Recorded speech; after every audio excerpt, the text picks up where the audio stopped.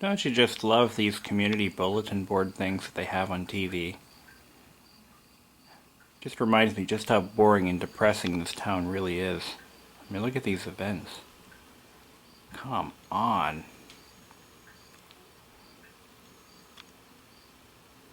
So boring. I'm going to contact the mayor and see if we can't change a few things, because this is ridiculous. Make this town a little more interesting. That's better.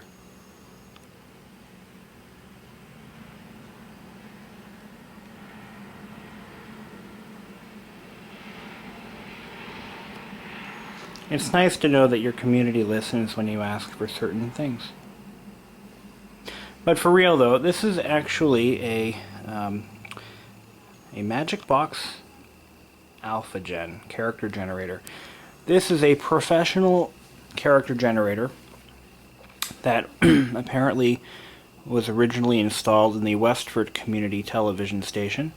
I found it, of course, in the trash, as you see it. I have the cover removed because the power supply does not work. I have it running off of a standard ATX power supply. This machine is actually an Amiga. I believe it's an Amiga 1200. And that's basically what it runs on, the Amiga platform. The machine itself is approximately 12 years old. It does have a standard IDE CD-ROM drive and a 3.5-inch floppy drive built in. Both of these contain system disks, which contain system graphics and all sorts of neat stuff. This is copyright up to 1999, so it might only be about 10 years old. The CD contains the creativity pack. Without these discs, this unit is essentially a brick. You can't do anything with it. So I'm very grateful that it still had them installed. What I might do is actually fix the power supply and throw it on eBay. Unfortunately, I don't have the original keyboard. I just have this standard 5-pin AT style keyboard. So right now I have it running in edit mode, so I'm going to switch it back. I figured out a lot of the key shortcuts. Let's see, F10 brings up the run box or run command, so live event mode is how it would be as it was plugged into the TV transmitter. So I've edited some of these slides, obviously. I finally figured out how to edit the scroll box. That took me a while to figure out. Oh, you know what? I have to set it to run all slides. So I'm going to hit escape to exit. F10. Display. Run all pages. There it is. So now this thing can do much more than what you're seeing. These were actually used to broadcast weather forecasts. It can be interfaced with with several sensors through the serial port, and it can actually be used for a variety of different things. These are primarily used in TV stations and wouldn't have been used in actual video editing. For that, you would want this Videonics console, which I found in the same lot, along with all this other neat stuff. I've got this rather old unit. This is a JVC color special effects generator. It's missing the console. I have the system unit. I'm going to throw that on eBay too. This Videonics unit actually does it seems to work, but it has a slight video quality issue. I've got to take a look at it and find out what's wrong with it. But as you can see, it just has this community bulletin thing going here. I wish there was a way I could advance to the next slide. Doesn't seem to be a way to do that. It's pretty cool though. I'm not really sure if I'm going to sell it or keep it and do something fun with it. I haven't really figured that out yet. My gut reaction is to throw it on eBay and see what I can get for it, because this thing actually has some pretty cool graphics capabilities. If I stop this for a second, I'll show you how that works. If I do I believe it's F1 or F2. Go to next page. Oh, that's how you forward it. Okay. This one has a background set, which is kind of like a rippled tile. Rippled water with a tile background. It's kind of nice. It looks great on this TV. But we can change that by doing F1, no, F2. Where is it? There it is. You can change the background to a background file.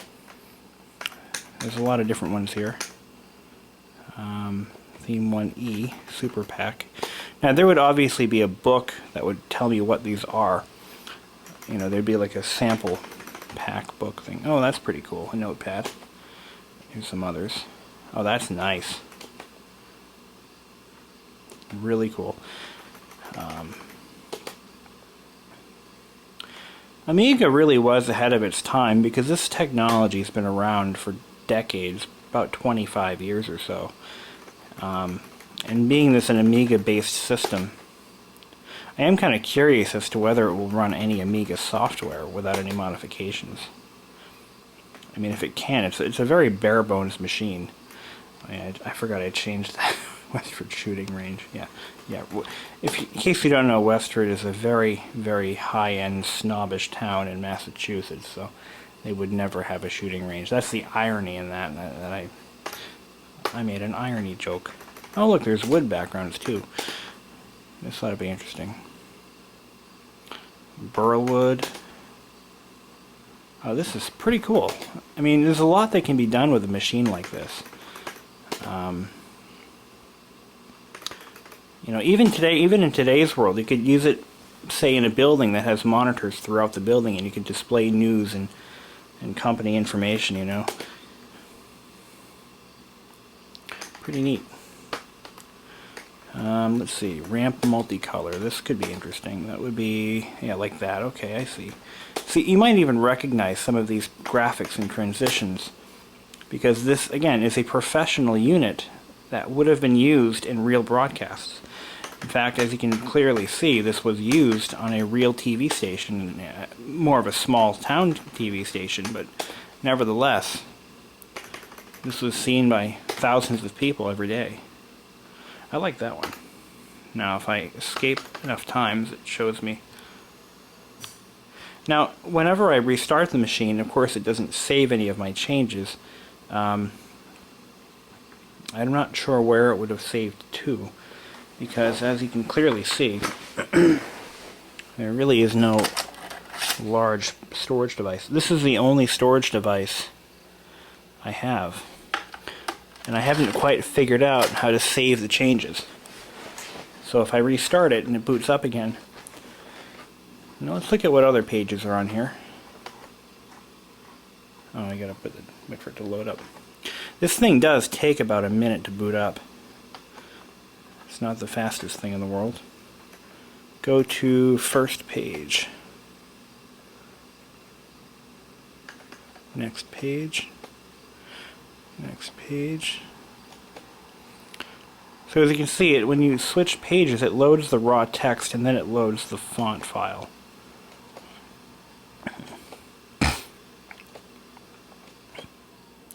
How many pages are in here? Oh, there's 22 slides.